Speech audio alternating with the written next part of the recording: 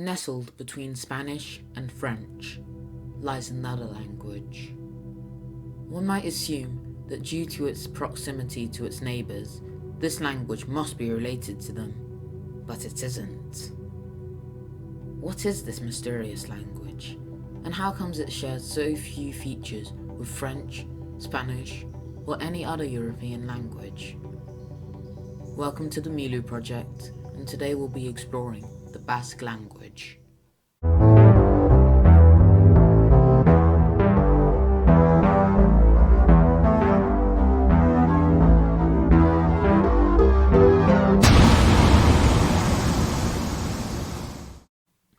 The Basque language is spoken by the Basques, who inhabit the Basque country in Spain and areas of southern France.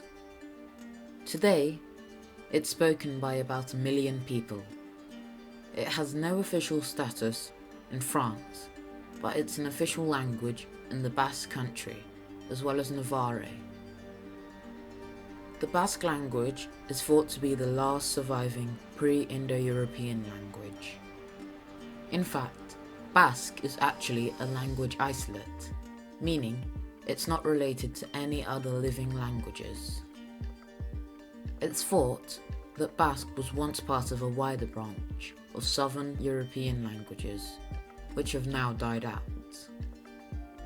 And although many have tried to link it to languages like Ainu and Finnish, currently no claims about Basque's relationship to other languages have been accepted or proven. Let's look at some Basque grammar.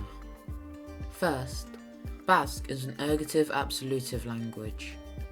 This means that in contrast to English's nominative accusative system, the object of the transitive verb and the argument of an intransitive verb are grouped together in the absolutive case, whilst the agent of a transitive verb goes in the ergative case. Basque is also an agglutinative language, meaning it has lots of suffixes which can be attached to words to encode more meaning. Basque has a lot of cases, specifically 12, which can all modify the noun. And as well as case, Basque nouns can be modified based on whether they are singular or plural, as well as if they are definite or indefinite.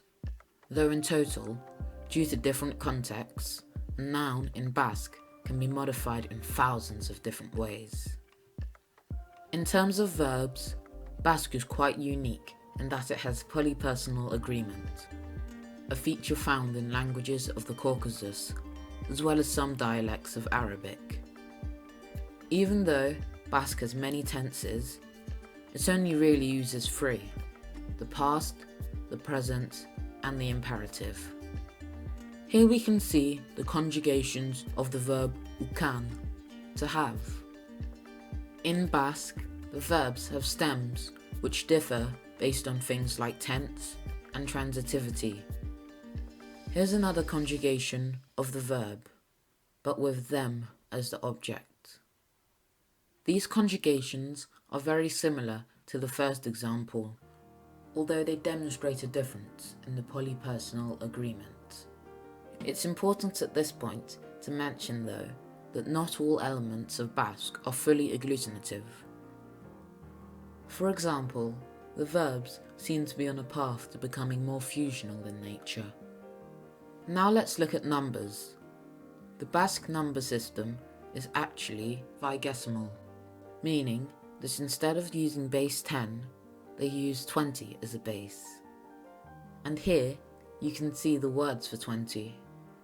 Although the vigesimal system is only used for numbers up to 100. Even though, today, Basque uses the Arabic numerals. Historically, millers have used their own number system, which fits base 20 a lot better. Now let's look at some examples of Basque. We can see here that Basque is an agglutinative language, as almost all the nouns and verbs contain multiple morphemes. We also have the particle ari, which, as well as showing the progressive aspect, also negates the need for the use of the ergative case, at the beginning of the sentence. And although there are some known words, most of the vocabulary is distinct from European languages. It's also worth noting though, that while you might think ergative-absolutive languages are rare, there are lots of language families which have this feature. While Basque may have had little impact on the English language, there are many Portuguese and Spanish words of Basque origin, most relating to geographic features like rivers or avalanches. And finally, Basque uses the Latin alphabet, but without the letters C, J, Q, V, W, and Y. Thank you for watching. If you enjoyed this video, please consider subscribing and join us next week.